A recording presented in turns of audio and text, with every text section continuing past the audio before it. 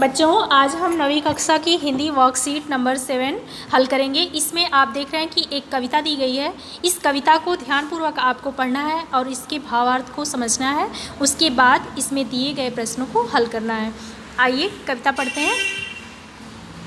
ये जो कविता है बेटा, ये रामधारी सिंह दिनकर की है। रामधारी सिंह दिनकर जी राष्ट्र कवि माने जाते हैं। इन्होंने मजदूर वर्ग का समर्थन किया था और मजदूर जो होते हैं वो मेहनत करके जीते हैं और उन्हीं की वजह से आज हम विकास के चरमोत्कर्ष पर पहुंच पाए हैं। तो मजदूरों का हमारे जीवन में क्या महत्व है और मजदूर की क्या इच्छाएं होती हैं, उसी के बारे में इस कविता में बताया गया है। यहाँ पर रामधारी सिंह दिनकर जी स्वयं को मजदूर मानते हुए ये कविता लिखते हैं। क्या बोलते हैं? मैं मजदूर हूँ, मुझे देवों की बस्ती से क्या, अगणित बार धरा पर मैंने स्वर्ग बनाए।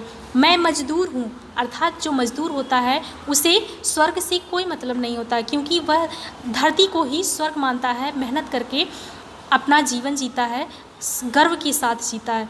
अगणित बार धरा पर मैंने स्वर्ग बनाया। कवि कहता है कि इस पृथ्वी पर अनगिनत बार, अगणित मतलब जिसकी गणना ना की जा सके, अनगिनत बार मैंने इस पृथ्वी पर स्वर्ग बनाया है। अंबर पर जितने तारे उतने वर्षों से मेरे पुरखों ने धरती का रूप संवारा। अंबर में जितने तारे, इस अंबर का अर्थ है आकाश। आकाश में जितने भी तारे हैं, अर्थात उनको हम काउंट नहीं कर सकते, उनकी गणना नहीं कर सकते। तो अनगिनत वर्षों से मजदूरों ने क्या किया, इस धरती को के रूप को संवारा, अर्थात इस धरती को सुंदर बनाया है। इस पे नए नए भवनों का निर्माण किया है, महलों का निर्माण किया है। इस सब में किसकी मेहनत होती है? मजदूरों की।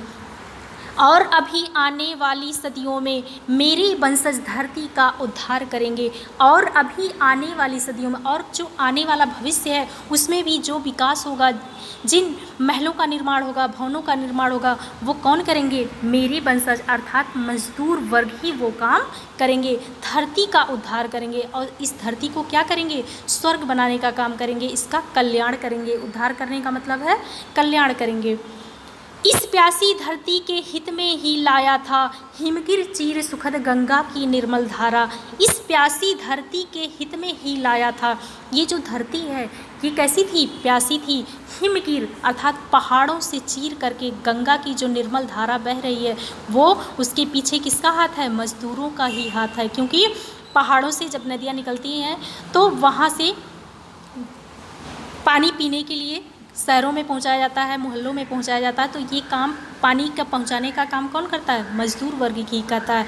तो ये जो पहाड़ों से निकलने वाली नदियां हैं, इन नदियों के जल का उपयोग किस तरह किया जाए, उनको किस तरह से लोगों तक पहुंचाया जाए, ये काम किसने किया है? मजदूरों ने ही किया है। मैंने रेगिस्तानी की रेती धो धोकर बंध्या धरती पर भी स्वर्ण पुष्प खिलाए। मैंने रेगिस्तानों की धरती धो धोकर, जो रेगिस्तान है जहाँ पर पानी नहीं है, वहाँ पर सिर्फ रेत ही रेत है, उसको क्या किया? वहाँ पर भी उस बाँझ धरती अर्थात जहाँ पर कुछ पैदावार नहीं होती, वहाँ पर भी क्या किया हमने? स्वर्णिम पुष्प खिलाए। आप देखते हैं कि पहले राजस्थान जो कि रेगिस्तान है, वहाँ पर पीने का पानी नहीं हुआ था, वहाँ पर फसल भी नहीं उगा करती थी, लेकिन मजदूरों के मेहनत से आज वहाँ पर नहर का निर्माण हो गया है और वहाँ पर पेयजल की सुविधा है, साथ साथ वहाँ पर खेती भी हो रही है। तो इस तरह से मजदूरों ने क्या किया? पानी सभी जगह पहुँचाया और अपनी मेहनत से इस धरती पर क्या किया? स्वर्णिम पुष्प खिलाया, इस धरती को सुंदर बना दिया। अब यहाँ पर देखिए प्रश्न दिए गए हैं। पहला प्रश्न है, निम्नलिखित शब्दों के अर्थ लिखिए। अगणित, अगणित जिसकी गणना ना की जा सके। अगणित का अर्थ है बेटा जिसकी गणना ना की जा सके, जिसको गिना ना जा सके, ना किया जा सके। धरा, धरा का अर्थ है पृथ्वी। अंबर, अंबर का अर्थ है आकाश या आसमान भी लिख सकते हैं। वंशज, वंशज का मतलब होता है पूर्वज। हिमगिरी, हिमगिरी का अर्थ होता है पहाड़ या पर्वत। बंध, बंध मतलब बाँझ, बाँझ। दूसरा प्रश्न देखिए। दूसरा प्रश्न है, मजदूरों द्वारा धरती पर स्वर्ग बनाने से क्या तात्पर्य है? मजदूरों द्वारा धरती पर स्वर्ग बनाने से तात्पर्य है कि धरती पे सुंदर चीज़ों का निर्माण करना। यहाँ पर जैसे आप देखते हैं कि सुंदर सुंदर भवनों का निर्माण हुआ है, महलों का निर्माण हुआ है, और विकास जो कर रहा है हमारे देश, उसके पीछे किसका हाथ है? मजदूरों का। आज मजदूरों की वजह से ही बहुत सारे कल कारखाने चल रहे हैं। तो इससे क्या हो रहा है? धरती पर सबको खाने के लिए अनाज मिल रहा है, रहने के लिए सबको महल मिल रहा है। तो ये धरती क्या हो गई? स्वर्ग हो गई है। तीसरा क्वेश्चन, अंबर पर जितने तारे उतने वर्षों से, पंक्ति का में कवि क्या कहना चाहता है? अंबर पर जितने तारे उतने वर्षों से। इस पंक्ति के माध्यम से कवि कहना चाहता है कि मजदूर कितने वर्षों से मेहनत कर रहे हैं, यह गणना नहीं किया जा सकता, क्योंकि आसमान में तारों को गिनना असंभव है। उसी तरह से मजदूरों द्वारा दिए गए योगदान की गणना करना भी असंभव है। चौथा प्रश्न, उपर्युक्त कविता किन लोगों की मेहनत की बात करती है? उपर्युक्त कविता मजदूर लोगों के मेहनत की बात करती है।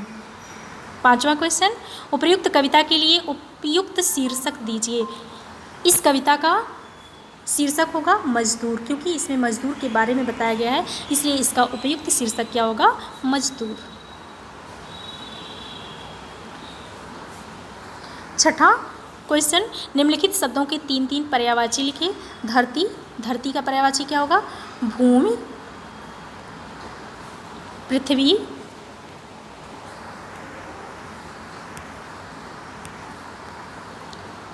भूमि, पृथ्वी, धरा, ये इसकी पर्यायवाची होगी। गंगा, गंगा को हम और किस नाम से जानते हैं? भागीरथी, भागीरथी। सुरसुता, सुरसुता, मंदाकिनी, और किस नाम से जानते हैं? मंदाकिनी, ये इसकी पर्यायवाची है।